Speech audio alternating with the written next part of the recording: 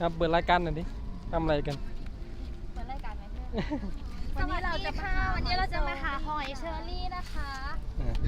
นี่ได้กี่ตัวแล้ว ตอนนี้นะคะตอนนี้ได้อยู่3ตัวค่ะ มาดู มี หน่ แต่ อย ตัวใหญ่ๆเลยดู โอ้โห สิคุณน่ะอุปูอิปิอยู่